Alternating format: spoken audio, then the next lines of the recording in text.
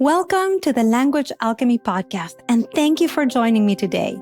This is your host, Alejandra Siroka, a transformative communication teacher and coach who is devoted to helping multicultural individuals, change makers, and couples engaged in personal growth transform their lives and relationships through conscious communication. Thank you so much for being here. Whether this is your first time or your 157th Language Alchemy Podcast episode, I am so grateful you are listening. In this episode, I'd like to talk to you about 5 steps you can take to transform communication anxiety. If you sometimes feel anxious about talking to others, this episode will be communication gold for you. And even if you generally feel pretty confident about talking to others, at this very moment in time, you may be feeling anxious about gathering with people for the end of year holiday celebrations, especially if you, like me, live in the United States. The election season, which is several months long, elicits great anxiety in people. And after the election results, anxiety has spiked for millions of people. A lot of people are worried about how the potential change of policies can impact the most vulnerable of us. Many folks are concerned about the rights of women. And there's a lot of anxiety about the dissolution of whatever advances and commitments have been made about slowing down climate change. Anxiety is a common human experience. I shared a lot about anxiety in episode 151 of the Language Alchemy podcast, in which I taught you 10 communication tools to communicate with people with anxiety. If you haven't listened to that episode, I highly encourage you to check out episode number 151 before you get together with people you may only see during the holidays. And as I said, anxiety has increased after November 5th. This is because there's so much divisiveness in families in the United States. Many people are afraid to speak their truth when they get together with family to celebrate the holidays, and you may be one of them. So pay close attention as I teach you 5 simple and powerful steps you can take to transform anxiety and communicate with confidence with your family members who may have very different views of the world than you have, with people who may have voted differently from the way you voted, and with anyone you feel anxious about connecting with. And as someone who is both practical and an expert helping people communicate with clarity, confidence, and compassion, I can assure you that if you put these 5 steps into practice on a regular basis, your communication anxiety will significantly decrease. And conversely, your confidence will significantly increase. So, are you ready? The first important step is to regard your communication anxiety as a temporary experience. You can't leap from feeling anxious to feeling confident just like that, but you can transform your communication anxiety first by acknowledging it as a momentary feeling. So you say, "Hello, anxiety, you are here. You are visiting me, even though I don't see you on my internal guest list. But you're here anyway, so I might as well say hello. And, oh, I want to introduce you to another guest. I do keep inviting. This guest is called confidence." So this is what you do. You call in the experience of confidence. Confidence is the antidote to anxiety. And by the way, the etymology of the word confidence is to have faith. In this case, it means to have faith in your ability to talk to others with clarity, with presence, with kindness, with strength. So if you are about to meet with people and you notice a feeling of anxiety, say hello to it, and then do something to call in confidence. The invitation to confidence could be very personal. So think about what helps you experience a sense of confidence. Is it moving your body, moving your energy, or maybe listening to a specific song you love, or reciting lines from an inspiring poem? Or is it telling yourself words that reaffirm your own capacity? Or is it reminding yourself how you did have the capacity to do something in the past that required confidence? For me, what I like to do to call in my own sense of confidence is that I make sure I move my body, I meditate, and then I soothe my nervous system by engaging in the second step. Step 2 is about taking a few breaths that travel downward from the top of the head to the soles of the feet. So feel your feet and feel the connection with the ground below you, with the earth. Notice that you are here. You may even say to yourself, I am here in this space right now. When we feel anxious, we tend to cut the connection with our bodies and lose a sense of groundedness because we tend to be somewhere else in our minds.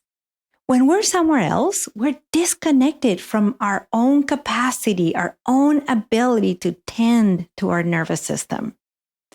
So this year, as you leave the airport or the car, as you approach the home where the gathering is going to be, or as you open the door of your home to receive your guests, take a few deep breaths downward. Once you have a practice directing your breath downward, breathe in and out of your belly center, which is about 3 to 4 fingers below your belly button. Breathing in and out of this specific area of your body will help you feel grounded, present, and decrease your anxiety because you are soothing your nervous system. It's a way of you telling yourself, I am safe. I'm not going to get killed. I will survive this interaction, this event. Also, when we breathe into the belly center, our voice comes from that area down below instead of coming from the throat area. And when our voice originates in the belly, it is stronger, more resonant, more confident. And so when we speak that way, others are more likely to listen to us and trust what we are saying. And when listening and trust are present, we feel safer to express ourselves. The safer we feel, the less anxiety we experience. We have the power to create that sense of safety inside ourselves at all times, especially when we most need it. And you do too. Step 3 is to engage your imagination. To imagine is to be able to create a new mental concept, something that doesn't exist yet. You may have noticed that anxiety is not innovative. When we have anxiety, we view in our mind's eye something that has already occurred in the past. So you may feel anxious that you will not be able to talk with your cousins without getting into a fight during Thanksgiving, because in the past, after an election season, you and your cousins got into a nasty, heated argument. So your anxiety is based on the fear of this happening again because it already happened. But what if you could use your mind's eye to imagine something different, something new? For example, that you will have a civil encounter with your cousins. What if you could imagine yourself smiling, feeling relaxed in your body, standing tall, showing up as the kind, mature, and conscious adult that you are? There's a lot of research about the power of visualizations. A lot of things that were considered impossible by some were accomplished by others because they were able to visualize them. So this time, take the time to engage your imagination and create a new vision of how you want to relate with the people you currently feel anxious talking to. Number 4. This step is so important, which is to come prepared with conversation topics. Sometimes what generates anxiety is the awkward silence when nobody knows what to talk about. And in those wordless moments, what people tend to think about is what not to talk about, which topics to avoid for fear of the conversation going south.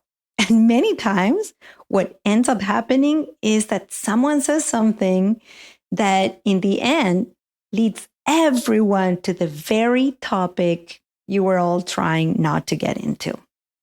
So, a great communication step you can take to decrease your anxiety is to come prepared with conversation topics you want to initiate. I suggest having 3 topics at the ready. And here are some ideas. You can come with a topic about something others are familiar with. So, for example, if you know people in your family are gardeners, bring a topic of discussion related to gardening, like talking about specific native plants or the benefit of insects. The second topic I suggest you bring could be about something others may not know about at all. This could be something interesting you learned from an article, a podcast, a TV show, like someone using artificial intelligence to learn to play the guitar, or about how there's a growing number of people who retire and live on cruise ships.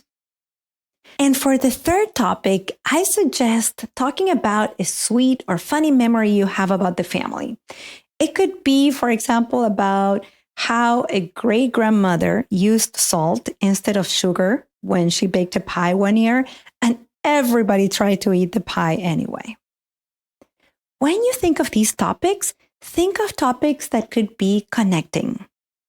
And by the way, the very process of preparing topics can help you bring your attention to others and away from yourself. Thinking of others help us decrease anxiety because anxious thoughts are usually about us, our performance, our abilities, and how we may be seen by others in negative ways. So coming prepared with connecting topics takes your mind off anxious thoughts. And step number 5 is to show up with interesting questions. And speaking of taking your mind off yourself, a great way to decrease anxiety when we get together with people is to have 2 or 3 questions ready so that you can ask others and be curious about them. By the way, did you know that most people feel at greater ease when they talk about themselves and their interests? Try it for yourself.